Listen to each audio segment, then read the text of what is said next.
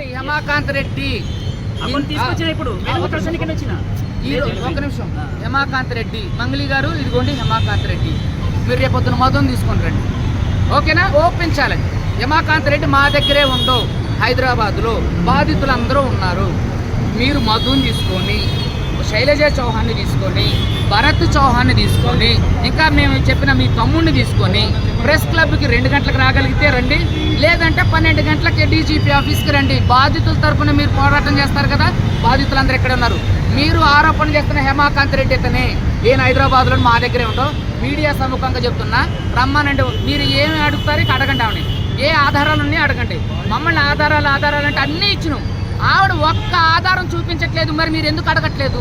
దయచేసి మీడియా మిత్రులందరికీ కూడా నేను ప్రాధేయపడి చెప్తున్నా, ఆవిడని ఆధారాలు అడగండి. రేపు బషీర్బాగ్ ప్రెస్ క్లబ్ కి బాధితులందరినీ తీసుకొని మీరు వస్తున్నా బాధితులందరినీ తీసుకొని నేను మోస్ట్ ప్రాబబ్లీ రాకపోవచ్చు, ఎందుకంటే నాకు హైకోర్టులో రిట్ పిటిషన్ ఉంది కాబట్టి. మా తిరుమల ఉన్నారు, బాధితులందరూ ఉన్నారు. యాజ్ వెల్ యాజ్ పాసిబుల్ నేను కూడా వస్తా, యాజ్ వెల్ యాజ్ పాసిబుల్ అయితే నేను కూడా వస్తా. ఓపెన్ ఛాలెంజ్ మంగళి గారు, మీరు తప్పు చేయకపోతే రండి, వీళ్ళందరినీ తీసుకొని రండి, మీ దగ్గర ఉన్న ఆధారాలు తీసుకొని రండి.